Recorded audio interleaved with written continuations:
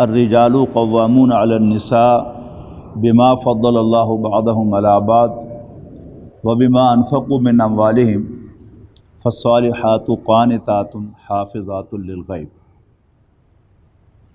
محترم بزرگوں، دوستوں، عزیزوں اور بھائیوں، جیسا کہ میں نے گزشتہ جمعہ آپ کو بتایا تھا کہ آج میں ایک بہت ہی مشکل اور پیچیدہ موضوع آپ سے شیئر کرنے والا ہوں۔ وہ ہے انسان کی آئلی زندگی، میاں بیوی کا جو تعلق اللہ تعالیٰ نے بنایا ہے، اس میں ہمارے دین میں ہمارے لیے کیا رہنمائی ہے، اس پر انشاءاللہ میں کوشش کروں گا کہ جو بھی اللہ نے مجھے اس معاملے میں سمجھ دی ہے میں آپ حضرات سے بھی شیئر کروں۔ اس موضوع کو سمجھنے سے پہلے ایک بات بنیادی سمجھنا ضروری ہے، وہ یہ کہ مرد اور عورت ایک جیسے وجود نہیں ہیں۔ سائنسی نقطہ نگاہ سے دیکھیں تو انسان کے جسم میں 28 ٹریلین سیلز ہیں، اور ہر سیل میں مرد اور عورت کا ایک ایک کروموسوم مختلف ہے۔ وہ لوگ جو بایولوجی نہیں پڑھے ہوئے ان کے لیے کہ بس آج کل کمپیوٹر کو تقریباً ہر شخص سمجھتا ہے کہ ایک ہارڈ ویئر ہوتا ہے، ایک سافٹ ویئر ہوتا ہے۔ ہارڈ ویئر مختلف ہیں، ڈیسک ٹاپ بھی ایک ہارڈ ویئر ہے، لیپ ٹاپ بھی ایک ہارڈ ویئر ہے، نوٹ بک بھی ایک ہارڈ ویئر ہے، اور آپ کا موبائل فون بھی ایک ہارڈ ویئر ہے۔ لیکن ان کی اسکرین یا ان کی LCD ہمیشہ آپ کو وہی دکھاتی ہے جو آپ سافٹ ویئر اس کے اندر لوڈ کرتے ہیں۔ تو انسانی جسم کا سافٹ ویئر اللہ تعالیٰ نے سیلز کے اندر کروموسومز کی شکل میں رکھا ہے۔ کروموسوم پر جو کچھ بھی اللہ تعالیٰ نے رائٹ کیا ہوا ہے وہ انسان کی شخصیت کے اندر یا کسی بھی جاندار کی شخصیت کے اندر نظر آتا ہے۔ جب اللہ تعالیٰ نے کسی خاص مقصد کے تحت مرد اور عورت کو کروموسومز کے اعتبار سے آئیڈینٹیکل پیدا نہیں کیا، تو سب سے پہلے ہمیں یہ بات سمجھنا ہوگی کہ مرد اور عورت آئیڈینٹیکل نہیں ہیں۔ اللہ تعالیٰ نے ان کی جسمانی ساخت بھی مختلف بنائی ہے، یعنی جسم کے وہ حصے کے جو بظاہر ایک جیسے نظر آتے ہیں، داڑھی مونچھ کا فرق یا بعض اعضاء کا فرق تو ہے ہی ہے، لیکن جسم کے وہ حصے جو ایک جیسے نظر آتے ہیں وہ بھی اگر آپ اس کو سیلز اور کروموسوم کے نقطہ نگاہ سے دیکھیں گے تو وہ ایک جیسے نہیں ہیں۔ جیسے یہ ایک ڈیسک میرے سامنے لکڑی اور چپ بورڈ کا بنا ہوا ہے، اگر اسی شکل اسی سائز کا کوئی ڈیسک فائبر گلاس کا بنا ہوا ہو یا لوہے کا بنا ہوا ہو، اس پر ایسا پینٹ کیا ہوا ہو تو ایسا دکھے گا تو صحیح، لیکن ہم سب جانتے ہیں کہ وہ ایسا ہوگا نہیں، ہر چیز ہی مختلف ہوگی۔ آپ آواز بجا کے دیکھیں گے تو اس کی آواز مختلف ہوگی، اس کی آواز مختلف ہوگی، اس کی مختلف ہوگی۔ آپ جلائیں گے تو مختلف ہوگا، ہیٹ کنڈکٹر کے طور پر بھی اور الیکٹریسٹی کنڈکٹر کے طور پر بھی یہ دونوں ڈیفرنٹلی بیہیو کریں گے۔ تو جسم کے وہ حصے جو آئیڈینٹیکل دکھتے ہیں، مثلا مرد کے ہاتھ کی بھی 4 انگلیاں ایک انگوٹھا ہے، ایک ہتھیلی ہے، عورت کے ہاتھ کی بھی 4 انگلیاں ایک انگوٹھا ہے اور ایک ہتھیلی ہے، لیکن یہ دونوں آئیڈینٹیکل نہیں ہیں۔ دکھنے میں آئیڈینٹیکل ہیں لیکن انفیکٹ آئیڈینٹیکل نہیں ہیں۔ جو فرض کیجئے کوئی شخص جو ہے وہ ہاتھوں کو پہچاننے میں مہارت اختیار کر لیتا ہے اور ہر مرد و عورت کے ہاتھ کو وہ غور سے دیکھتا رہتا ہے، وہ شاید ظاہری بھی کسی ہاتھ کو دیکھ کر بتا دے گا کہ یہ مرد کا ہاتھ ہے کہ عورت کا ہاتھ ہے، وہ تو تجربے کی بات ہے، یعنی فزیکل اپیرنس میں بھی وہ مختلف ہوں گے یقیناً، لیکن بہرحال سیلز کے اعتبار سے تو بہرحال وہ ایک دوسرے سے مختلف ہیں۔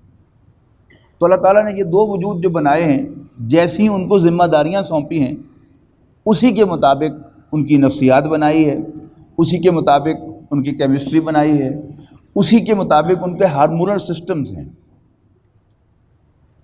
یہ ہارمونز جو ہیں یہ اللہ تعالیٰ کا بنایا ہوا ایک نظام ہے کہ ہمارے جسم کے مختلف غدود، مختلف گلینڈز وہ خاص قسم کی رطوبتیں خارج کرتے ہیں جو خون میں شامل ہو جاتی ہیں، اور خون میں شامل ہو کر جو اللہ تعالیٰ نے ان کے ذمے کام لگا ہوا ہے وہ کام پرفارم کرتی ہیں۔ ہمارے یہاں ایک تھائرائڈ گلینڈ ہے، اس کے ساتھ ایک پیرا تھائرائڈ گلینڈ ہے، چھوٹا سا گلینڈ ہے لیکن پورے جسم کے وہ مختلف چیزوں کو ریگولیٹ کر رہا ہے۔ پھر ہمارے گردوں کے اوپر گلینڈز ہیں، ان کے اپنے فنکشنز ہیں۔ یہ جو شوگر کا مرض ہے یہ کیا ہے؟ ہمارے لبلبے کے اندر یعنی نہ نظر آنے والی کچھ لائنیں ہیں، کچھ دھاگے ہیں جو عام آنکھ سے نظر نہیں آتے، صرف مائکروسکوپ میں نظر آتے ہیں۔ وہ دھاگے جو ہیں وہ انسولین پیدا کرتے ہیں جس سے ہمارے جسم کی شوگر ریگولیٹ ہوتی ہے۔ جو ہی ہم کو میٹھی چیز کھاتے ہیں تو وہ گلینڈز جو ہیں وہ انسولین پیدا کرنا شروع کر دیتے ہیں اور خون میں چھوڑ دیتے ہیں، اور خون میں جو شوگر کی مقدار کو وہ انسولین جو ہے وہ اللہ تعالیٰ کے حکم سے کنٹرول کرتی ہے۔ تو ہر چیز جو ہے وہ اللہ تعالیٰ نے مختلف بنائی ہے مرد اور عورت کی۔ ہارمونز مختلف ہیں، کیمسٹری مختلف ہے، نفسیات مختلف ہے، بیہیویئر مختلف ہے، آوازیں مختلف ہیں۔ یعنی بہت کم ایسا ہوتا ہے کہ آپ ٹیلی فون پر آپ پہچان نہ سکے کوئی مرد بول رہا ہے یا عورت بول رہی ہے۔ عام طور پر آپ کو پہلا ہی لفظ جب سنیں گے آپ فون پر تو آپ کو اندازہ ہو جاتا ہے کہ یہ مرد کی آواز ہے اور یہ عورت کی آواز ہے۔ اللہ تعالیٰ نے ان دونوں کو مختلف کام اسائن کیے ہیں۔ مرد کو اللہ تعالیٰ نے گھر کا ایڈمنسٹریٹر بنایا ہے، اس کے اندر ایڈمنسٹریٹو کوالٹیز ہیں۔ عورت کے ذمے جو سب سے اہم کام ہے جو مرد نہیں کر سکتا، نہیں عام طور پر ہم کمپیریزن کرنے لگتے ہیں کہ جی پہلے مرد گاڑی چلاتے تھے صرف، اب عورتیں بھی چلا لیتی ہیں۔ عام طور پر مرد ہوائی جہاز اڑاتے ہیں، اب عورتیں بھی ہوائی جہاز اڑا لیتی ہیں۔ گھر کے کچھ کام ہیں جو عام طور پر سمجھے جاتے ہیں کہ وہ عورتوں کے کرنے کے کام ہیں، لیکن مرد جو ہے وہ بھی کام کر لیتا ہے۔ پکائی کا کام لارج اسکیل پر کرنا ہو تو مرد باورچی کرتے ہیں، صفائی کا کام لارج اسکیل پر کرنا ہو تو مرد ہی کرتے ہیں۔ لیکن مرد ماں نہیں بن سکتا، وہ کبھی حمل نہیں لے سکتا۔ عورت کبھی باپ نہیں بن سکتی، اس نے ہمیشہ حمل لینا ہے، اور پھر اللہ تعالیٰ نے جو اس کو پورا ہارمونل سسٹم دیا ہے اس کے تحت اور پورا جسم کی جو ساخت دی ہے وہ مرد کے سپرم کو پروسیس کرتی ہے اپنے اوم کے ساتھ ملا کر، اور پھر 8-9 مہینے میں 10 مہینے میں وہ بچہ ڈلیور کرتی ہے اپنے شوہر کو، جو اس کی اولاد کے، اس لیے اس کو ڈلیوری کہتے ہیں۔ اللہ تعالیٰ نے اس کے علاوہ بچے کی ابتدائی پرورش جو ہے وہ بھی ماں کے ذمہ لگائی ہے۔ وہ اپنے دودھ سے بچے کو نورش کرتی ہے جو باپ نہیں کر سکتا، اور 2 سال تک اس کو اجازت دی گئی ہے کہ وہ اپنے بچے کو دودھ پر ہی پال سکتی ہے۔ اور شفقت، مہربانی، نرمی، محبت جو اللہ تعالیٰ نے عورت میں رکھی ہے وہ مرد میں ظاہر نہیں ہوتی۔ اگرچہ شعوری طور پر ہم دیکھیں تو ہم میں سے ہر شخص جو خواہ وہ کسی چلا رہا ہے، خواہ وہ کسی دفتر میں بیٹھ کے قلم چلا رہا ہے، یا وہ کوئی چیز بیچنے کے لیے شہر شہر اور بستی بستی پھر رہا ہے، یا دوسرے ملکوں میں بھی جا رہا ہے، وہ کس لیے کر رہا ہے؟ آپ غور کریں تو وہ اپنے اولاد کے لیے کر رہا ہے، ان کو اچھا لا کر کھلانے کے لیے، ان کو اچھا پہنانے کے لیے، ان کو اچھی رہائش دینے کے لیے، اور ان کے فیوچر کو بھی سیکیور کرتا ہے کہ میرے بعد بھی میرے بچے بھوکے نہ مریں۔ تو باپ کو بھی محبت تو ہے اپنی اولاد سے، لیکن اس کی محبت ظاہر نہیں ہوتی، جبکہ عورت کے دل میں اللہ تعالیٰ نے جو شفقت و محبت رکھی ہے وہ ظاہر ہوتی ہے۔ بچے کا کام کرتے ہوئے تھکتی نہیں ہے، وہ ساری رات بھی بچہ اس کو اٹھاتا رہے، جگاتا رہے، وہ رات بھر آرام سے سو نہ سکے، لیکن صبح کے وقت وہ اپنی نارمل جو بھی اس کی ڈیوٹیز ہیں وہ ادا کر رہی ہوتی ہے، اور بیچ بیچ میں سے تھوڑی تھوڑی آنکھ بھی اس کی لگ جائے تو اللہ تعالیٰ نے اس کا نظام ایسا بنایا ہے کہ وہ فریش ہو کر اپنے کام کرتی رہتی ہے۔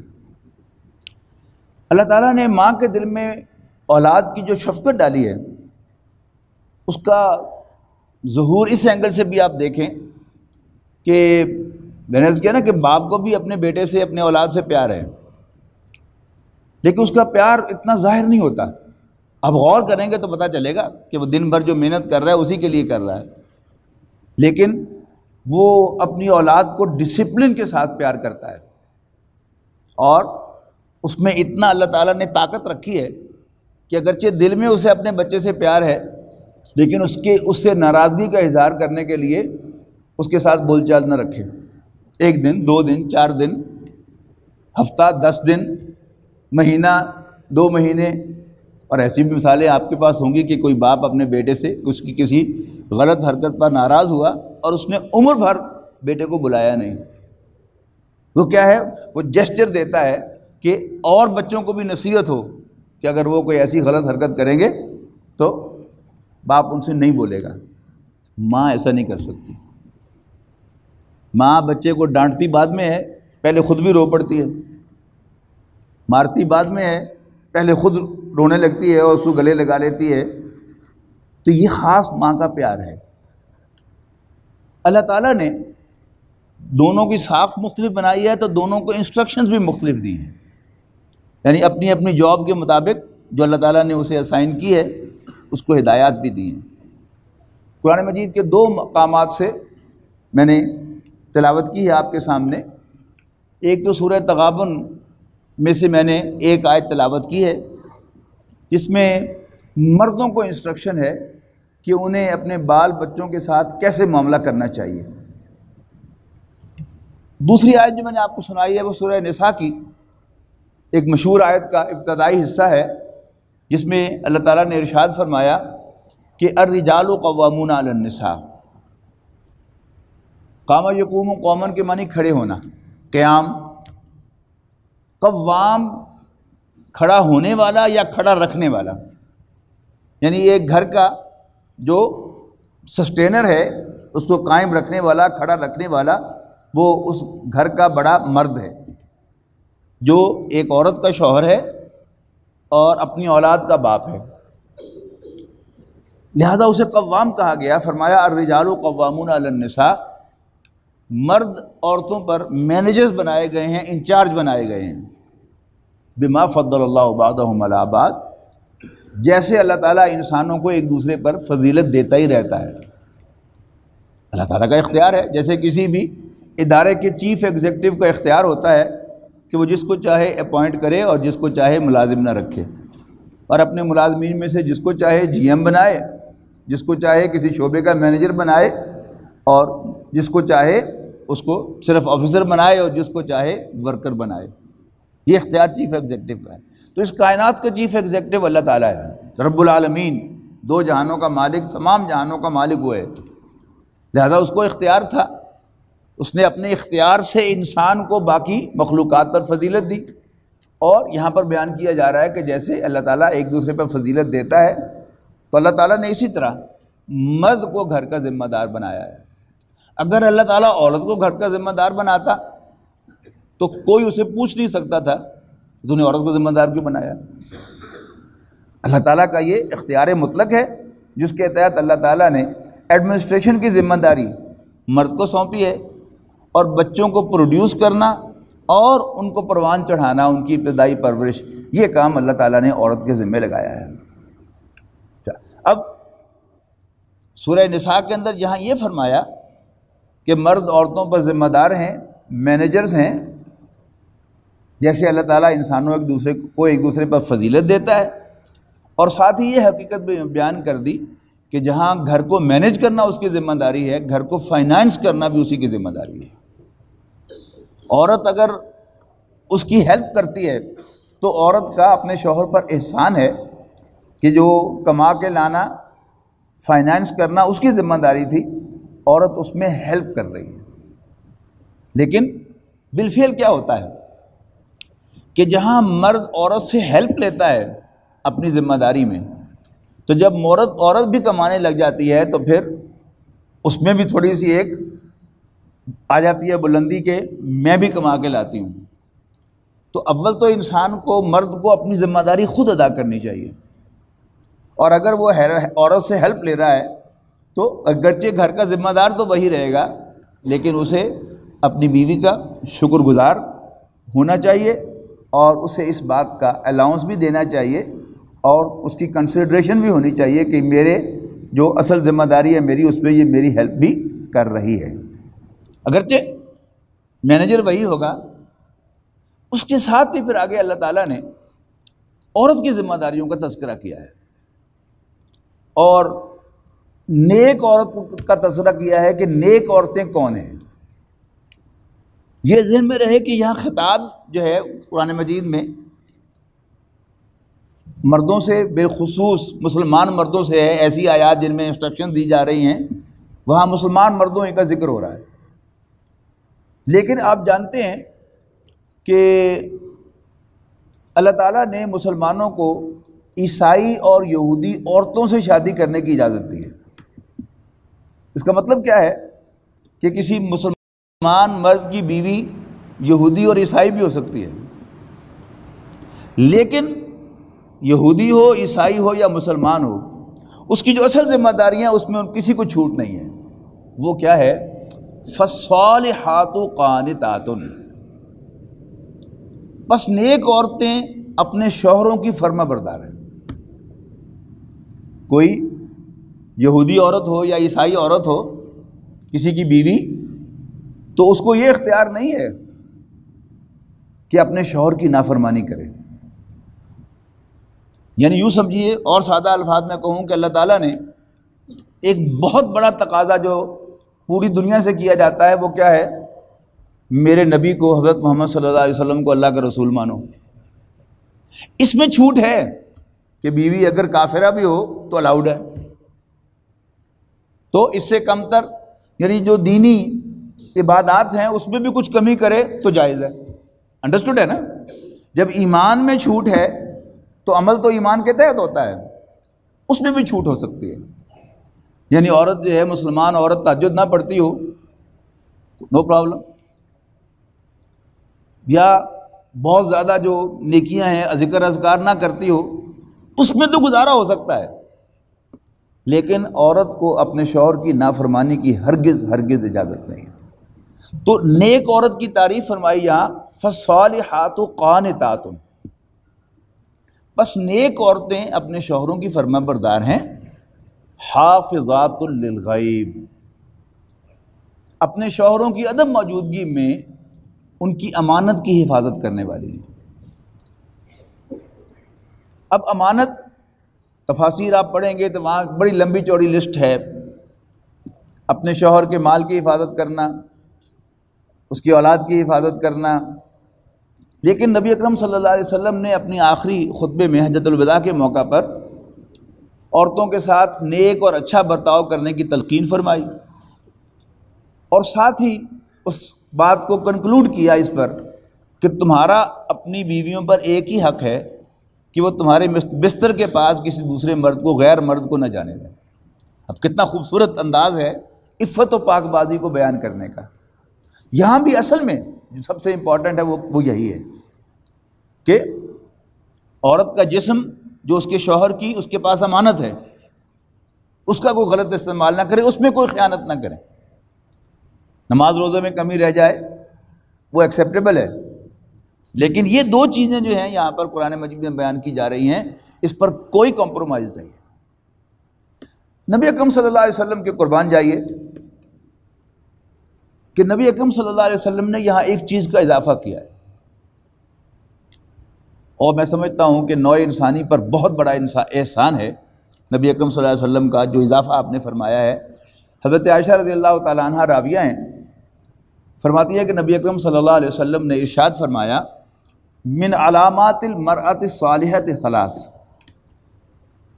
نیک عورت کی 3 نشانیاں ہیں۔ پہلی نشانی، اذا نظر علیہا زوجہا ضحکت وسرت، جب اس کے شوہر کی اس پر نظر پڑے تو وہ اسمائل پاس کر کے اس کو خوش کرے۔ اب اس کی کتنی گہرائی ہے، آپ اس کو غور سے اور غور کریں اور غور کریں اور غور کریں تو معلوم ہوگا کہ کیا بات ہے۔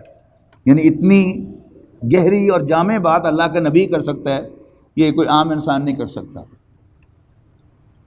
خاص طور پر آج کے اس دور میں جس میں ہم رہ رہے ہیں، آپ جہاں بھی جاتے ہیں تو آپ کو مسکراتی ہوئی کوئی عورت آپ کا استقبال کرتی ہے۔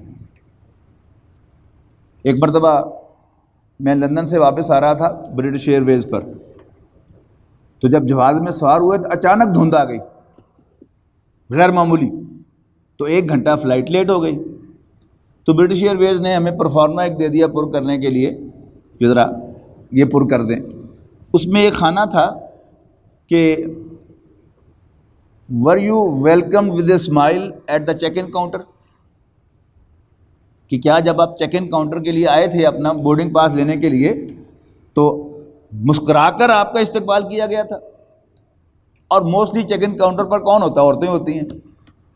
اب وہ اپنی جاب کی اس ڈیوٹی کی بنیاد پر ان کی ٹریننگ ہے کہ جو بھی گاہک آئے، دل چاہتا ہو یا نہ چاہتا ہو، کتنی ہی پریشان ہو، لیکن اسمائل کر کے استقبال کرو، کہ اس کو یعنی گاہکوں کو خوش کرنے کے لیے۔ اب آپ کسی دفتر میں کام کر رہے ہیں تو وہاں بھی آپ کی کولیگ خواتین آج کل ہوتی ہیں، کسی فیکٹری میں کام کرتے ہیں تو وہاں پر خواتین جو ہیں آپ کی کولیگ ہیں، ہوائی جہاز میں سفر کرتے ہیں تو وہاں بھی ایئر ہوسٹس جو ہے وہ اسمائل کر کے آپ کو استقبال کر رہی ہے۔ کوئی ایکس وائی زی آپ کو عورت ملے گی تو جسے آپ کہیں گے کہ بڑی بااخلاق عورت ہے، وہ اسمائل کر کے آپ کو ویلکم کرے گی۔ لیکن بدقسمتی کی بات کیا ہے کہ ہم میں سے جو ہمارے گھروں میں ہماری اپنی بچیاں اور بیٹیاں اور ہماری بہنیں، جتنی بھی مسلمان بہنیں ہیں، ان کا یہ معاملہ بڑا عجیب ہے کہ اگر وہ اچھے اخلاق کی مالک ہیں تو وہ اچھا اخلاق باقی سب کے لیے ہوتا ہے، یعنی اس کا چچا بھی تعریف کرے گا، ماموں بھی تعریف کرے گا، بھانجا بھی تعریف کرے گا، بھتیجا بھی تعریف کرے گا، بھائی بھی تعریف کرے گا، کزن بھی تعریف کرے ہیں کہ وہ بڑی اچھی ہیں۔ لیکن اپنے شوہر کو کاٹنے کو دوڑیں گے۔ اب اس کے جو نتائج نکلیں گے وہ بڑے بھیانک ہیں۔ اللہ تعالیٰ نے مرد کے اندر یہ کمزوری رکھی ہے کہ عورت جو ہے وہ اس کو اچھی لگتی ہے، خواہ وہ رو رہی ہو خواہ وہ ہنس رہی ہو۔ بلکہ بعض لوگوں کے نزدیک تو tears of a maiden are more beautiful than her smiles۔ اس کا میں نے خلاصہ نکالا ہے کہ ہنستی بھی اچھی لگتی ہے اور روتی بھی اچھی لگتی ہے، لیکن اپنی بیوی کیونکہ وہ کاٹنے کو دوڑتی ہے اب وہ اچھی نہیں لگتی، اس کی شکل دیکھنے کو جی نہیں چاہتا، اور ہر وہ عورت کے جو اسمائل کر رہی ہے میرے سامنے آپ کے سامنے وہ ہمیں اچھی لگے گی، اور اپنی بیوی جو روڈلی پیش آ رہی ہے، بد اخلاقی سے پیش کر آ رہی ہے، مس بیہیو کر رہی ہے، وہ آہستہ آہستہ نظر سے دل سے اترتی جائے گی۔ اور اگر شیطان کو موقع مل گیا مزید کہ جب آپ کو اپنی بیوی کی شکل دیکھنے کو جی نہیں چاہ رہا، ہمیں اپنی بیویوں کی شکل دیکھنے کو جی نہیں چاہ رہا ان کے مس بیہیویئر کی وجہ سے، اور کوئی اور عورت جو ہے وہ بیچ میں آ جائے جو مجھے اچھی لگنے لگے، تو بس تو گھر تباہ ہو گیا فوراً۔ آج نہیں تو کل جو ہے وہ اس کا بھانڈا پھوٹے گا، لیکن تباہی آئے گی۔ تو بڑی اہم انسٹرکشن ہے، جنہیں عام گولڈن انسٹرکشن ہم کہہ دیتے ہیں۔ میرا جی چاہ رہا ہے کہ میں وہ گولڈن سے بھی کوئی ڈائمنڈ یا اس سے بھی زیادہ کوئی پلیٹینم انسٹرکشن اس کو کہوں کہ نبی اکرم صلی اللہ علیہ وسلم نے کمال کر دیا ہے، ایک ایسا گر بتایا ہے، ایسی ہدایت دی ہے عورتوں کو کہ اگر وہ صرف اس ایک ہدایت پر عمل کرنا شروع کر دیں تو شاید ہمارا ڈیورس ریٹ جو ہے وہ اوپر سے یہاں نیچے آ جائے گا، ہمارے گھر جنت بن جائیں گے اور فرام دیئر سائڈ۔ تو 3 باتیں ہو گئی، دوسری 2 باتیں حضور نے وہی فرمائی۔ پہلی فرمائی کہ اذا نظر علیہا زوجہا ضحکت وسرتہ، جب اس کا شوہر اس کی طرف دیکھے تو وہ ہنس کر، یعنی ہمارے محاورے میں اسمائل پاس کر کے اس کو خوش کرے۔ یہ کوئی ایکسٹرا آرڈنری تقاضا نہیں ہے۔ یعنی جب میں یہ بات کہتا ہوں تو بعض خواتین کی طرف سے مجھے میسج پہنچایا جاتا ہے کہ اب ہم سے اسمائل کے بھی تقاضے ہو رہے ہیں۔ دیکھیے جس کے ساتھ بھی آپ کا کوئی تعلق ہوگا آپ ہمیشہ اس کو اسمائل کے ساتھ ملیں گے. اب دو دوست ہیں، ایک ہی دفتر میں کام کرتے ہیں، لیکن ایک کا کمرہ ادھر ہے دوسرے کا کمرہ ادھر ہے.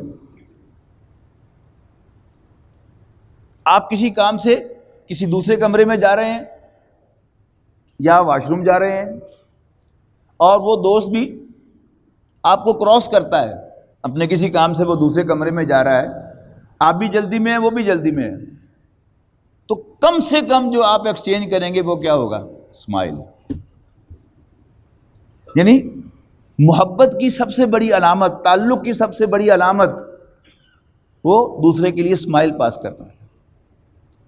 تو ایک نارمل سی چیز ہے، لیکن اسمائل ڈیوٹی کی وجہ سے جیسے کی جاتی ہے، ایئر ہوسٹس آپ کو اسمائل کر کے ویلکم کرتی ہے، اور ریسیپشن پر بیٹھی ہوئی خاتون آپ کو اسمائل کر کے ویلکم کرتی ہے.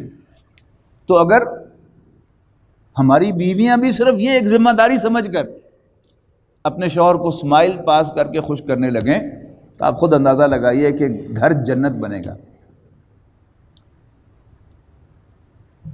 مرد کا جی چاہے گا کہ میں جلدی سے فارغ ہو کر گھر پہنچوں، اور اگر معاملہ ادروائز ہوگا اور عورت بہت ہی زیادہ روڈ ہوگی تو پھر کیا ہوگا؟ مرد جو ہے وہ کوشش کرے گا کہ اور دیر کر لوں اور دیر کر لوں، میرے جانے سے پہلے وہ سو چکی ہو، چپکے سے میں بھی جا کے سو جاؤں، اور خام خواہ بدمزگی جو ہے وہ گھر میں پیدا نہ ہو. دوریاں بڑھیں گی، بڑھتی چلی جائیں گی، بڑھتی چلی جائیں گی، بڑھتی چلی جائیں گی. مرد کا رجحان جو ہے وہ غیر عورتوں کی طرف ہوگا، وہ گناہ گار ہوگا. پھر جتنا زیادہ بڑھتا چلا جائے گا اور وہ گناہ کے قریب ہو جائے گا. اور یہ اللہ تعالیٰ نے انسان کی ایسی کمزوری بنائی ہے کہ اس میں انسان کو پتہ نہیں چلتا کہ وہ غیر محسوس طریقے سے غیر ارادی طور پر آگے بڑھتا چلا جاتا ہے، اس کی دلچسپی بڑھتی چلی جاتی ہے، اور پھر اس میں تعلق بڑھتے بڑھتے بہت زیادہ کلوز ہو جاتا ہے، اور ایک انویزیبل لائن ہے جو کراس ہو جاتی ہے، اور پھر انسان کو پتہ نہیں چلتا کہ وہ کپڑے کا دودھ اتار دیتا ہے. یہ چیز جتنے بھی لوگ بے حیائی میں ملوث ہوتے ہیں، اگر آپ ان کو انٹرویو کریں کہ یہی چنگے بڑے شریف آدمی ہو، یہ لت میں کہاں سے پڑ گئی، تو وہ گواہی دے گا کہ ایسا کوئی ارادہ میرا نہیں تھا، بس روٹین میں اس کو لائٹلی لیا عورتوں کے ساتھ تعلق کو. ایک تو کوئی بزنس ریلیشن تھا ہی تھا، لیکن میں نے اس کو پرسنلائز کیا اس ریلیشن کو، اور بہت زیادہ قریب ہو گیا، اور یوں میں اس میں ملوث ہو گیا. تو تین باتیں حضور صلی اللہ علیہ وسلم نے کر دی پوری. جب اس کا شوہر اس کی طرف دیکھے، اس کو نظر پڑے تو اسمائل پاس کر کے اس کو خوش کرے، اور اپنے شوہر کا کہنا مانے. Very important. اور یہ بھی ایک شیطان ہی کا دھوکہ ہے کہ انسان کے اندر ایک اتھارٹی کی خواہش اس نے رکھی ہوئی ہے کہ جی میری اتھارٹی چلے، میرا حکم چلے. یہ خام خواہ کا ایک انسان کے اندر ضد ہے، یہ جو شیطان پیدا کرتا ہے، یہ شوق ہے انسان پیدا کرتا ہے. ورنہ سبارڈینیٹ جاب جو ہے وہ ہمیشہ ایزی ہوتی ہے. اگر آپ کسی پورے ادارے کے سربراہ ہیں تو اس ادارے کے سارے شعبوں پر نظر رکھنا اور تمام شعبوں کو ہدایات دینا آپ کی ذمہ داری ہے. اور اگر آپ ایک ورکر ہیں، آپ کو کہہ دیا گیا کہ بس اس مسجد کی صفائی کر دو، صفائی پوری کر دی، آپ جا کر سو جائیں مزے سے، اس لیے کہ آپ نے کام اپنا پورا کر دیا. جتنی بڑی حیثیت میں آپ ہوں گے، ڈیسیژن میکنگ پوزیشن میں ہوں گے، تو آپ کی ٹینشن جو ہے بڑھے گی، جبکہ سبارڈینیٹ جاب میں انسان کو ٹینشن نہیں ہوتی. کام ہوتا ہے، کام آپ نے کر دیا محنت سے، دیانتداری سے، تو آپ کی جاب پوری ہو گئی، آپ مزے سے سو سکتے ہیں جا کے. تو اللہ تعالیٰ نے عورت کو ڈیسیژن میکنگ کی ٹینشن سے بچایا ہے. مینجمنٹ میں ایک جملہ کہا جاتا ہے کہ ایک مینیجر جو ہے اس نے فیصلہ کرنا ہے، وہ انفارمیشن اکٹھی کرتا ہے اور ان کی بنیاد پر فیصلہ کرتا ہے. اب کتنی انفارمیشن اکٹھی کرے؟ ایک دن کرے، 2 دن کرے، 4 دن لگے، ہفتہ لگے، مہینہ کرتا رہے، فائنلی ایک دن بہرحال اس کو فیصلہ کرنا ہوتا ہے۔ تو مینجمنٹ میں کہتے ہیں کہ the most difficult decision is to decide, now one should make a decision۔ سب سے مشکل فیصلہ یہ ہے کہ وہ کرے کہ بس بڑی معلومات اکٹھی ہو گئی، اب مجھے فیصلہ کرنا چاہیے۔ تو فیصلہ کرنا مینیجر کی ذمہ داری ہوتی ہے اور کام کرنا ورکر کی ذمہ داری ہوتی ہے۔ تو اللہ تعالیٰ نے عورت پر یہ احسان کیا ہے کہ اس کو ڈیسیژن میکنگ سے بچایا ہے، اپنے شوہر سے انسٹرکشن لیتی رہے اور کام کرتی رہے۔ جو ڈیوٹیز اللہ تعالیٰ نے اس کو اسائن کر دی ہیں، بچے کو پروڈیوس کرنا اور پالنا، دودھ پلانا، اس کی ٹیک کیئر کرنا، وہ تو ہیں ہی ہیں۔ اس کے علاوہ یہ کام بھی جیسے جیسے اس کا شوہر کرے، کہے اس کو، اسی طرح کرتی رہے تو اس کی ذمہ داری ادا ہے۔ باقی سارے ڈیسیژنز کا جو بوجھ اللہ تعالیٰ نے وہ اس کے شوہر پر ڈالا ہے۔ دوسری طرف جو میں نے آپ کو دوسری آیت پہلے سنائی ہے سورہ تغابن کی، اس میں مردوں کو انسٹرکشن دی گئی ہے کہ وہ اپنے بال بچوں کے ساتھ، اپنے اہل و عیال کے ساتھ، اپنے بیوی بچوں کے ساتھ کیسے بیہیو کریں۔ جیسے کسی بھی ادارے میں ورکرز بھی، اچھے ادارے میں ورکرز کو بھی ٹریننگ دی جاتی ہے اور مینیجرز کو علیحدہ ٹریننگ دی جاتی ہے کہ انہوں نے اپنے سٹاف کے ساتھ کیسے ڈیل کرنا ہے، ڈیسیژن کیسے کرنے ہیں، کیا کیا چیزوں کا خیال رکھیں گے ڈیسیژن کرتے ہوئے، یہ مینیجرز کی ٹریننگ ہوتی ہے۔ تو اللہ تعالیٰ نے مردوں کو مینیجر بنایا ہے تو انہیں مینجمنٹ بھی سکھائی ہے۔ مجھے یاد ہے بہت پہلے کی بات ہے، صادق مارکیٹ میں جب ہمارا دفتر ہوا کرتا تھا انجمن کا، تو سورہ تغابن کا میں نے درس دیا، بعد میں خالد صاحب نے مجھے کہا تو آج تو ایسا معلوم ہو رہا تھا کہ آپ مینجمنٹ کی کلاس لے رہے تھے۔ تو واقعتاً اللہ تعالیٰ نے مردوں کو گھر مینیج کرنا بھی سکھایا ہے۔ کیسے؟ فرمایا یا ایھا الذین آمنوا، اے ایمان والو، ان من ازواجکم و اولادکم عدوا لکم فاحذروہ، ایمان والو تمہاری بیویوں اور تمہاری اولاد میں سے کچھ تمہارے دشمن ہیں، لیکن یہ اس طرح کے دشمن نہیں ہے جس سے لڑائی کی جاتی ہے، یہ اور طرح کے دشمن ہے۔ فاحذروہم، ان سے ہوشیار رہو، یعنی ان دشمنوں سے صرف ہوشیار رہنے کی ضرورت ہے، لڑنا ورنا نہیں ان دشمنوں سے۔ نہ صرف یہ کہ لڑنا نہیں، منہ بھی نہیں بسورنا ان کے سامنے، غصے کا اظہار بھی نہیں کرنا ان کے سامنے اکثر و بیشتر۔ وَإِن تَعْفُوا وَتَصْفَحُوا وَتَغْفِرُوا، بلکہ اگر تم ان سے درگزر کرو گے، عفو کہتے ہیں چھوڑ دینے کو۔ جو داڑھی کا حکم نبی اکرم صلی اللہ علیہ وسلم نے دیا تو اس میں الفاظ ہیں کہ اعفوا اللحیٰ، اپنی داڑھیوں کو چھوڑ دو، وقصوا الشوارب، اور مونچھوں کو تراشو۔ اس سے مسلمان کی داڑھی یہودی کی داڑھی سے، عیسائی کی داڑھی سے اور سکھ کی داڑھی سے نمایاں ہو جاتی ہے، علیحدہ ہو جاتی ہے۔ یعنی سکھ بھی داڑھی رکھتے ہیں، یہودی بھی ربائی داڑیاں رکھتے ہیں، لیکن مسلمان دور سے پہچانا جائے گا۔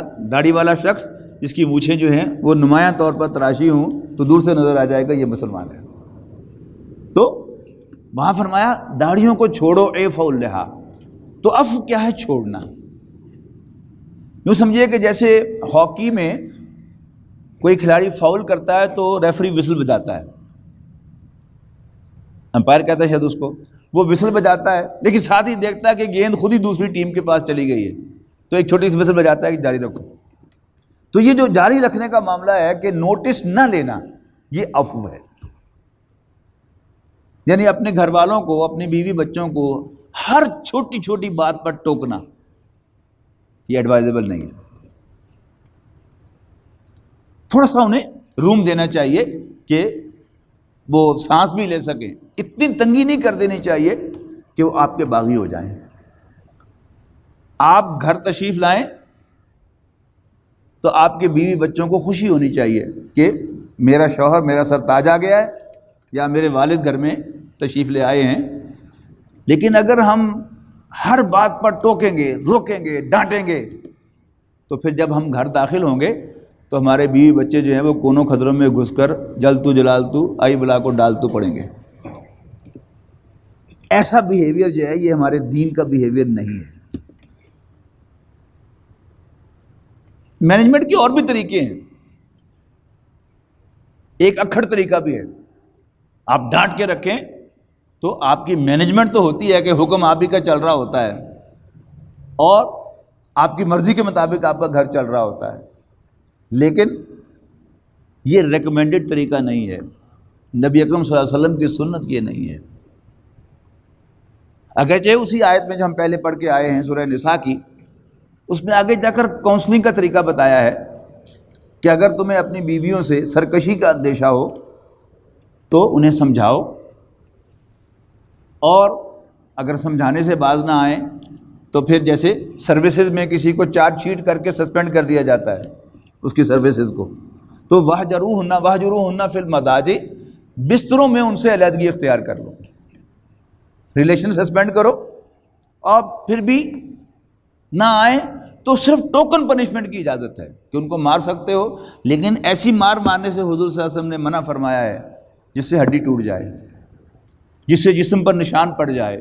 منہ پر مارنے سے منع فرمایا ہے کہ انسان کی پھٹکار یہ درست نہیں ہے، یعنی صرف یہ 3 انگلیوں کے ساتھ جو ہے وہ کیسی مار ہوئی، ایسے اشارہ ہی ہوا نا۔ اور اس کے بعد پھر طلاق ہے، یعنی عام سروسز میں یہی اصول ہے نا کہ کوئی ملازم اگر مس بیہیو کرے تو پہلے اس کی کاؤنسلنگ کرو، نہ کرے تو پھر چارج شیٹ کر کے انکوائری کرو، سسپینڈ کرو، اور پھر بھی نہ ہو تو اس کے خلاف تادیبی کارروائی کرو، اس کی پروموشن روک دو، اس کی انکریمنٹ روک دو، اس کو ڈیموٹ کر دو، پھر بھی اپنے لچھن ٹھیک نہ کرے تو پھر اس کی سروسز کو ٹرمینیٹ کر دو، اس کو نوکری سے نکال دو۔ بالکل یہی 4 سٹیپس یہاں ہیں۔ فَائِظُوهُنَّ، انہیں سمجھاؤ، ان کی کاؤنسلنگ کرو، وَاهْجُرُوهُنَّ فِی الْمَضَاجِعِ، اور ان سے بستروں میں علیحدگی اختیار کر لو، وَاضْرِبُوهُنَّ، اور مارو، جیسا کہ میں نے تفصیل بتا دی کہ اس پر پابندیاں لگائی نبی اکرم صلی اللہ علیہ وسلم نے مارنے پر، اور پھر اگر نہ معاملہ بنے تو پھر اللہ تعالیٰ نے تمہیں طلاق دینے کا بھی اختیار دیا ہے۔ لیکن پہلے ہی سٹیپ پر طلاق دینا، یہ اگرچہ مرد کو مینیجر بنایا ہے تو اگر کوئی مینیجر اپنے ملازم کو، اپنے سبارڈینیٹ کو نکال دے تو اس کو اختیار تو ہوتا ہے، لیکن اچھا آفیسر، اچھا مینیجر وہ ایک دم سے نہیں نکالتا، پوری کوشش کرتا ہے کہ یہ شخص جو ہے یہ پروڈکٹیو ہو جائے، یہ اپنے لچھن درست کر لے اور میرے ساتھ ہی یہ کام کرتا رہے۔ یہی معاملہ جو ہے وہ مرد کا ہے، تو وہ ساری اجازت کا ایک دائرہ ہے پورا، 4 سٹیپ الاؤڈ ہیں، لیکن ترتیب کیا ہے؟ پہلے کاؤنسلنگ، پھر ریلیشن کو سسپینڈ کرنا، اور پھر اس کے بعد مارنا، ٹوکن پنشمنٹ صرف، اور اس کے بعد پھر طلاق دینا۔ عام طرز عمل کیا ہے وہ یہاں پر آ رہا ہے۔ وَإِن تَعْفُوا، تمہاری بیویوں اور تمہاری اولاد میں سے کچھ تمہارے دشمن ہیں، ان سے صرف ہوشیار رہو، لیکن اگر تم درگزر کرو گے، انہیں پھلنے پھولنے دو گے، ہر وقت نہ ڈانٹو گے، نہ ٹوکو گے، نہ روکو گے، وَتَصْفَحُوا، اور چشم پوشی کرو گے۔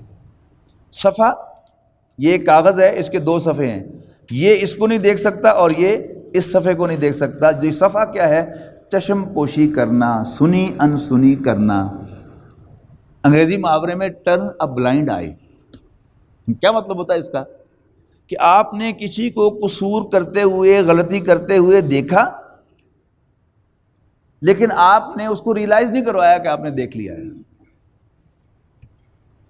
اس کے مثبت نتائج پیدا ہوتے ہیں۔ تیسرا فرمایا وَتَغْفِرُوا، غفر کہتے ہیں ڈھانپنے کو۔ ہیلمٹ جو موٹر سائیکلسٹ پہنتے ہیں یا جو کھلاڑی پہنتے ہیں بہت سے کھیلوں میں، اس کو مغفر کہتے ہیں عربی زبان میں، ڈھانپنے والا۔ تو اگر تم ڈھانپ دو گے، یعنی ان کی مغفرت اسی سے بنا ہے، اسی کا مصدر ہے مغفرت، بخش دینا، معاف کر دینا، ٹو forgive۔ تو اگر تم درگزر کرو گے، چشم پوشی کرو گے اور معاف بھی کر دو گے، بلکہ جیسے نبی اکرم صلی اللہ علیہ وسلم کو ایک بڑی خوبصورت انسٹرکشن دی گئی قرآن مجید میں، سورہ آل عمران میں، غزوہ احد کے یعنی سیاق و سباق میں آپ اس کو دیکھیے گا، غزوہ احد پر تبصرہ سورۃ آل عمران میں ہے، اور غزوہ بدر پر تبصرہ سورہ انفال میں ہے، اور غزوہ خندق پر تبصرہ سورہ احزاب میں ہے، اور صلح حدیبیہ کا سارا ذکر جو سورہ فتح میں ہے۔ یہ بھی ہمیں یاد ہونا چاہیے حضور کی سیرت کا قرآن مجید کے ساتھ تعلق۔ تو آپ جانتے ہیں کہ غزوہ احد میں ایک بہت بڑا سیٹ بیک ہوا تھا کہ نبی اکرم صلی اللہ علیہ وسلم نے 50 تیر اندازوں کا ایک دستہ اس پہاڑی پر کھڑا کیا اور انہیں ایک انسٹرکشن دی کہ تم یہاں سے نہ ہلنا، خواہ ہم جنگ ہار جائیں، سب شہید ہو جائیں اور پرندے ہماری بوٹیاں نوچنے لگیں، اور ان پر ایک کمانڈر مقرر کیا۔ اب کمانڈر مقرر کیا جاتا ہے اطاعت کے لیے کہ اس کا حکم مانا جائے، فیصلہ اس کا مانا جائے، اسٹریٹجی اس کی تسلیم کی جائے، اختیار کی جائے۔ اور اگر فوج کا ہر سپاہی یا کچھ سپاہی ایک فیصلہ کر لیں، کچھ دوسرے فیصلہ کر لیں، تو پھر تو جنگ جیتی جا چکی۔ 35 افراد نے جب جنگ جیت گئے مسلمان تو انہوں نے اپنے کمانڈر سے کہا جی اب چلیں ہم، انہوں نے کہا نو، اللہ کے رسول صلی اللہ علیہ وسلم نے تو ہمیں یہاں کھڑا کیا تھا اور کہا تھا کسی صورت نہ ہلنا۔ اب اس نے انٹرپریٹیشن کی، میں نے کہا کہ تم خام کا چودھری بنے پھرتے ہو، آپ نے تو کہا تھا کہ ہم جنگ ہار جائیں، اب تو جنگ ختم ہو گئی ہے، جیت چکے ہیں اور ختم بھی ہو چکی ہے۔ 35 افراد نے اپنے کمانڈر کی نافرمانی کرتے ہوئے پہاڑی چھوڑ دی، اور ادھر حضرت خالد بن ولید بعد میں ایمان لائے رضی اللہ تعالیٰ عنہ، اس وقت قریش کی طرف سے لڑ رہے تھے، وہ ایک گھڑ سوار دستہ تیار لے کر کھڑے ہوئے تھے اور اسی کے انتظار میں تھے کہ کب یہ پہاڑی جو ہے وہ چھوڑتے ہیں۔ تو انہوں نے نیچے سے تیر بسائے، ظاہر اوپر سے 15 اور نیچے سے 2 افراد یا 100 افراد جو ہیں وہ مہارت ان کی دیکھیے کہ گھڑ سواری کے دوران تیر چلائے، انہوں نے 14 کو شہید کر دیا اور پیچھے سے آ کے مسلمانوں پر حملہ کر دیا۔ رسول اللہ صلی اللہ علیہ وسلم شدید زخمی ہوئے، آپ پر غشی طاری ہوئی۔ اس سب کے باوجود آپ کسی سیرت کی کتاب میں نہیں دیکھیں گے کہ ان 35 افراد کا کوئی محاسبہ کیا گیا۔ سزا تو بہت دور کی بات ہے، کوئی جواب طلبی بھی نہیں کی گئی۔ کیوں؟ یہاں انسٹرکشن ہے سورہ آل عمران میں، فَبِمَا رَحْمَةٍ مِّنَ اللَّهِ لِنْتَ لَهُمْ، اللہ تعالیٰ کی مہربانی سے ہی آپ ان لوگوں کے لیے بڑے لینینٹ واقع ہوئے ہیں۔ وَلَوْ كُنْتَ فَظًّا غَلِيظَ الْقَلْبِ، اگر آپ روڈ ہوتے اور سخت دل ہوتے، یہ سخت دل جو ہے نرم دل کے مقابلے میں ہے۔ نرم دل کون ہوتا ہے؟ جس کو کوئی مصیبت، کسی کو مصیبت میں دیکھ کر جو دل بھر آتا ہے وہ نرم دل ہوتا ہے، اور کسی کی مصیبت کو کنسیڈر کرتا ہے، کنسیڈریٹ۔ تو یہ اللہ تعالیٰ کی مہربانی ہے کہ آپ ان کے لیے نرم دل واقع ہوئے ہیں، لینیٹ واقع ہوئے ہیں۔ وَلَوْ كُنْتَ فَظًّا غَلِيظَ الْقَلْبِ، اگر آپ بھی روڈ اور سخت دل ہوتے، لَانفَضُّوا مِنْ حَوْلِكَ، تو یہ سب آپ کو چھوڑ کے بھاگ جاتے۔ یہ بات کس سے ہو رہی ہے؟ ذرا غور سے سنیے گا۔ نبی اکرم صلی اللہ علیہ وسلم سے کہا جا رہا ہے جو اللہ کے رسول ہیں ان جیسا تو کوئی نہیں ہے، اور آپ کو بھی وارننگ دی جا رہی ہے کہ اگر آپ بھی رسول ہونے کے باوجود روڈلی پیش آئیں گے تو یہ لوگ آپ کے ساتھی، یہ صحابہ آپ کو چھوڑ کے چلے جائیں گے۔ اور میں اور آپ، ہمیں تو پرفیکٹ بھی کوئی نہیں ہے، میں اپنے سے چھوٹے پر کس منہ سے روپ ڈالوں گا؟ میرے اندر تو خود 20 نہیں سینکڑوں عیب ہیں۔ تو چھوٹوں کو ڈانٹنا بھی صرف ڈیوٹی سے ڈانٹنا چاہیے کہ میری ذمہ داری ہے اس گھر کو سنبھالنا، چلانا۔ گناہ گار میں بھی ہوں، لیکن میرا فرض ہے کہ میں اس چیز کو چیک کروں بس۔ تو ان تعفو و تصفحوا و تغفروا، لہذا نبی اکرم صلی اللہ علیہ وسلم کو آپ دیکھتے ہیں کہ اتنا بڑا بلنڈر کرنے والے، ان کی بھی آپ نے جواب طلبی نہیں کی، اس لیے کہ اللہ کے رسول صلی اللہ علیہ وسلم کو قرآن مجید میں اللہ تعالیٰ نے، ان کے رب نے منع کر دیا۔ مزید فرمایا 3 انسٹرکشن دی، لہذا فاعف عنہم، آپ ان سے درگزر کریں، واستغفر لہم، اور ان کے لیے اپنے رب سے معافی مانگے۔ عجیب حکم ہے یہ، جب بھی میں اس کو پڑھتا ہوں کانپ جاتا ہوں۔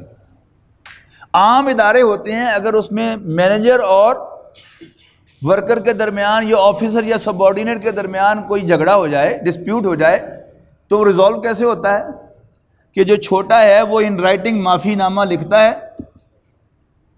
تب گاڑی آگے چلتی ہے۔ کیوں؟ سروس رول میں پہلا رول بھی یہی اور آخری رول بھی یہی کہ باس از آلویز رائٹ۔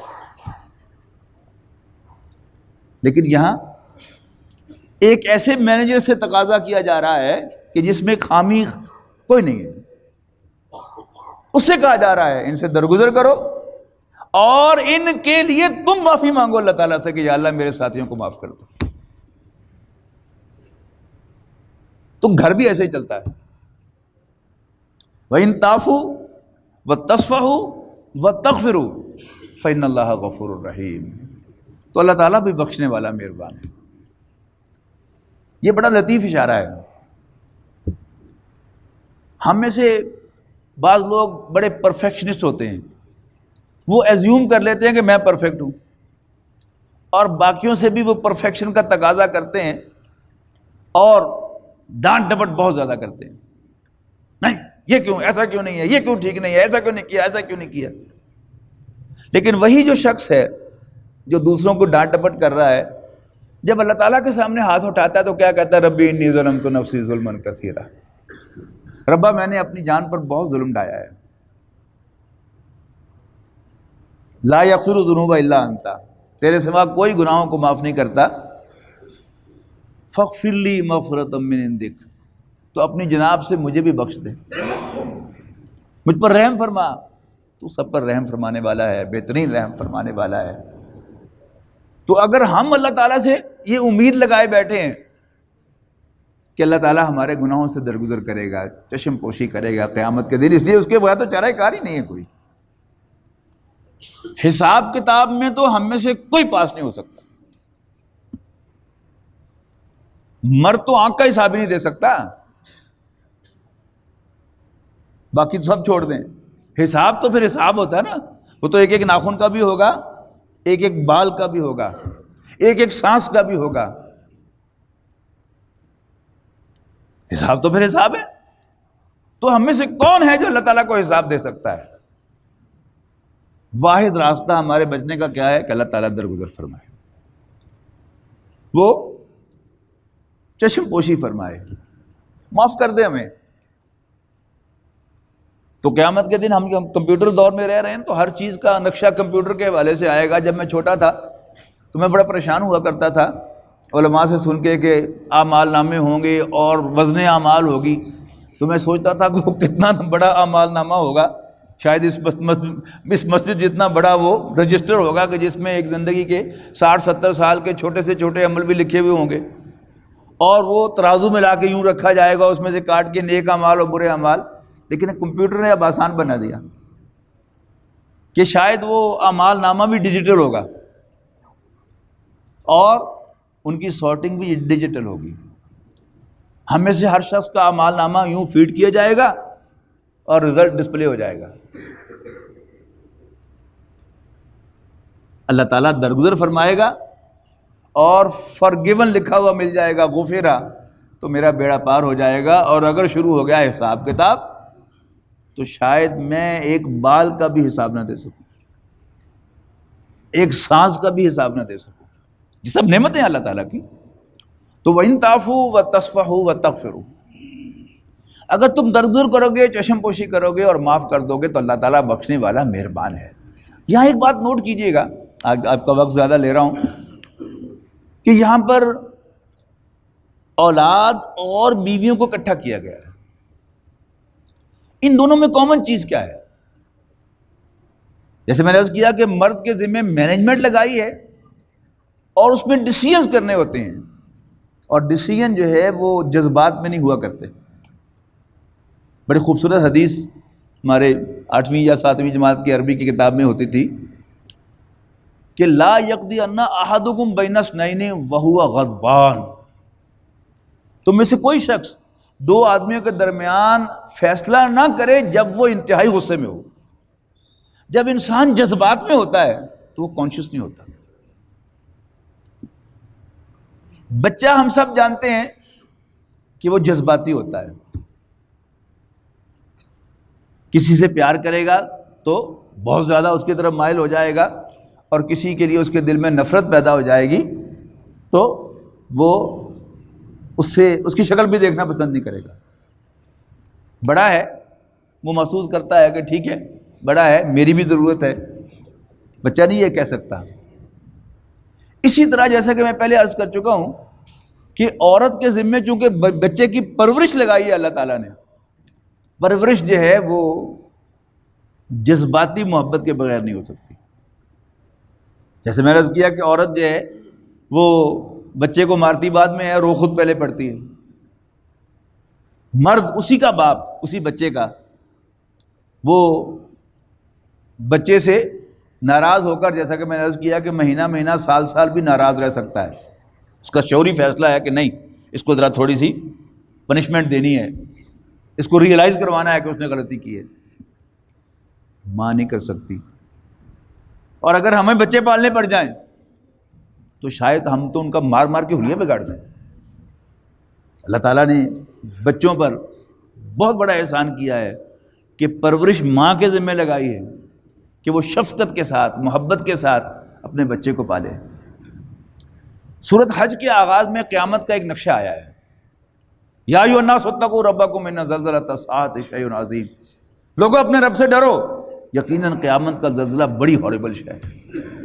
یوم ترونھا، جب تم اس کو دیکھو گے، تذہل کل مرضعۃ عما ارضعت، ہر دودھ پلانے والی اپنے بچے کو دودھ پلانا بھول جائے گی. بچے کو دودھ پلانا یہ مامتا کے لیے استعارہ ہے. یعنی واحد قیامت کا ہولناک منظر ایسا ہے کہ ماں اپنے بچے کو نگلیکٹ کرے گی. ورنہ دنیا میں زلزلہ آئے تو ہم شاید بھاگ کے باہر نکل جائیں گے، کلمہ پڑھنا شروع کر دیں گے. ماں اپنے بچے کو چھوڑ کر نہیں جائے گی. تو عورت کا یہ بھی ہم پر احسان ہے، ہماری بیویوں کا، کہ انہوں نے شفقت کے ساتھ ہمارے بچے پالے ہیں. جیسے ہماری ماں کا ہم پر احسان ہے، جو پچھلی دفعہ زیر بحث آیا تھا کہ وَحَمَلَتْهُ أُمُّهُ وَهْنًا عَلَىٰ وَهْنٍ وَفِصَالُهُ فِي عَامَيْنِ. اسی طرح ہمیں یہ بھی ریکگنائز کرنا ہے کہ میری بیوی کا بھی مجھ پر احسان ہے کہ اس نے میرے بچے جو ہیں وہ پالے ہیں. اور چونکہ بہرحال وہ جذباتی ہے، بچے کو ہم بہت سے الاؤنسز دیتے ہیں، چلو بچہ جو ہے، ایسے ہی آپ عورت کو بھی یہ الاؤنس دے دیں، چلو یہ عورت ہے، جذباتی ہے، تو انشاءاللہ آپ کا غصہ جو ہے وہ آدھے سے بھی کم رہ جائے گا. جیسے بچہ کو حرکت کرتا ہے تو آپ کہتے ہیں کہ چلو بچہ ہے، آپ اس کو درگزر کرتے ہیں، معاف کرتے ہیں. ایسے ہی عورت کو بھی یہ بات یاد رکھیے گا، اللہ تعالیٰ نے اس کو جذباتی بنایا ہے، تو اس کی کچھ کمزوریاں اللہ تعالیٰ نے بنائی ہیں انہی جذبات کی وجہ سے. غصے میں آ جائے اور وہ زبان کھول لے لان تان کرنے کے لیے تو اس کے پاس ایسا معلوم ہوتا ہے کہ بریک ہی نہیں ہے. نبی اکرم صلی اللہ علیہ وسلم ایک دفعہ عید کی نماز پڑھا کے واپس جا رہے تھے تو عورتوں کے انکلوژر کے پاس سے گزر ہوا، تو آپ نے عورتوں سے خطاب کرتے ہوئے فرمایا کہ یا معاشر النساء، عورتوں، تصدقنا تصدقنا، صدقہ دیا کرو، صدقہ دیا کرو، میں تمہیں جہنم میں جلتا ہوا دیکھ رہا ہوں.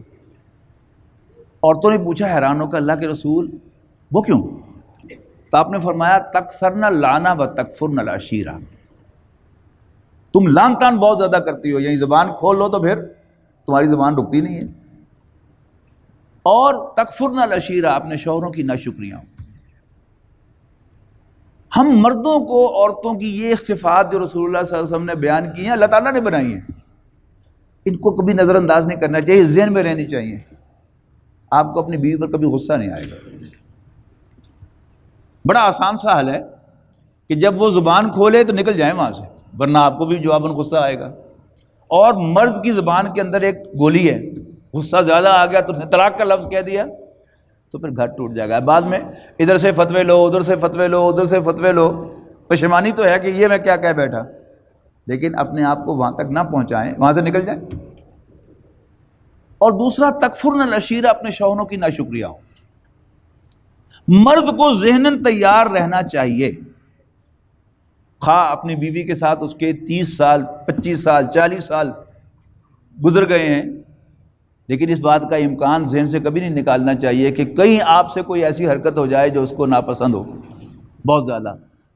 تو وہ یہ کہہ دے کہ میں نے 30 سال میں تیرے گھر میں کوئی سکھ نہیں دیکھا۔